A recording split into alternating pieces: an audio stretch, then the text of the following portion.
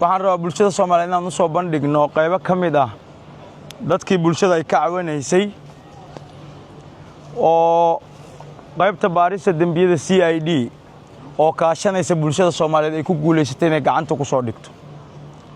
waxaan rabnaa bulshada Soomaaliyeed markii ciidanka booliiska Soomaaliyeed uu ka adkaaday amnigii waxaa soo baxay dhalinyaro fara badan oo kaga faa'iideysanaysa duruufahaas bulshada ay ku jirto markii amnigii uu saaciday inay isku soo bixi karaan ay fagaaro imaan karaan ka dhax arkay hungurigooda in dhaqanka ay dooriyaan. taliska ciidanka booliiska Soomaaliyeed gaar ahaan hoggaanka baarista dambiyada qaybtiisa baarista dambiyada CID waxay gacanta ku soo dhigtay 10 eedaysane oo ka mid ah dadka baraha bulshada ka faafinaya dhaqan xumada oo ay ka mid tahay dhaqan xumada dhaqanka qowmuluudka dadka faafiya sidoo kale dadka anshax xumada faafiya waxaasoo dhan waxay sumad u yihiin dhaqan doorinta bulshada Soomaaliyeed. waxaan u mahad celinaa baariyaashii howlwadeennadii ka soo shaqeeyay dabagalka kuwan qaarkood ku dhaawacmay ceyrintooda ayagoo fakanaya baxsanaya ku dhaawacmay. waxaan leeyahay guul ka gaara kuwan kaliya ma hadda goobta waxa fadhiyo waa 10 qaybta guudna waxa ku xiran kuwan lamid ah ayaguna waa soo bandhigi doona. taliska ciidanka booliiska wuxuu u digayaa dhalinyarada Soomaaliyeed ee isticmaasha baraha bulshada qaybaheeda kala duwan haddii aad Facebook haddii aad TikTok haddii aad YouTube haddaadna ilaalin weysay oo dhaqanka ummadda Soomaaliyeed ay ilaalin weysay annagana ku ilaalin mayno. waxaad marti u noqon doontaa qolka mugdiga ah ee aan ugu talagalnay dadka dambiilayaasha ah ee dhaqanka Soomaaliyeed iyo qaybahooda kala duwan iyo ummadda dhagaraheeda horaan u tafatirnay kuwii dadka dili jiray u daahimayno kuwa dadka dhaqankooda dooriyana inaan soo qabanno.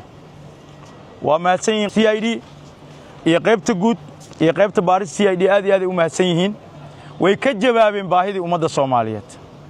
waxaan nooga daran waxaan weydiiyay maanta midkood inuu iiga jawaabo yaa ogolaan iri walaashiisa inuu meel intuu soo istaajiyo aan weydiino walaasha see u jeceshahay xaajigaaga inuu habeenka ku isticmaalo kulligood waa diiday in walaashooda la weydiiyo. waxayna rabaan inay gabar Soomaaliyeed weydiiyaan inay meel soo istaajiyaan ka yeeli mayno. waa daba taaganahay kuwa kalena waa soo qabanaynaa kuwaana hadda si dhaqsi ah maxkamad loo horgeynaa xukun ugu dhici doona insha Allah maxkamadda awood u laana xukumi doonta. waxaan uga digaynaa dhalinyarada Soomaaliyeed isticmaasha baraha bulshada Facebook qaybta baaris dambiyada waxay yeelatay waaxda cyber crime-ka waaxdaas ama waaxda la dagaalanka dambiyada ka dhaca aaladaha danabaysan oo muhiim u ah nolosha bulshada Soomaaliyeed. haddaad ogol dhuuma jirta kilibkaaga lama haydii jirta kaama rabno kilibka ma rabno annaga dul fadhina indhahayna meel walba qabanaya xilliga rabtaan ku imaan doona insha Allah. dambi kastana goobta ku dhacay aan ugu tagi doona ciidanka booliiska Soomaaliyeed.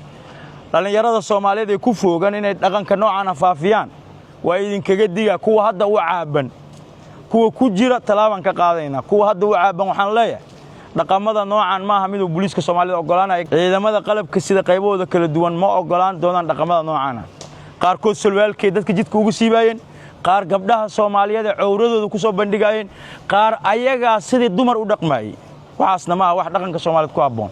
waxaan kaloo rabaa inaan halkan fariin ugu diro dadka milkiilayaasha hoteelada oo si dadban u saacida dhaqan xumada. hoteelku ku yaala magaalada Muqdisho ee YouTubers inay bulshada isugu keenaan dhaqan xumo ku tabinaya lagu arko talaabo sharciga waafaqsan laga qaadi doona insha Allah mana sii shaqayn doono hoteelka noocaas ah. sidoo kale ma yeeli doono goob xalfad lagu dhigto ama xarun tiyaatar loo diyaariyay in dhaqan xumo laga soo bandhigo.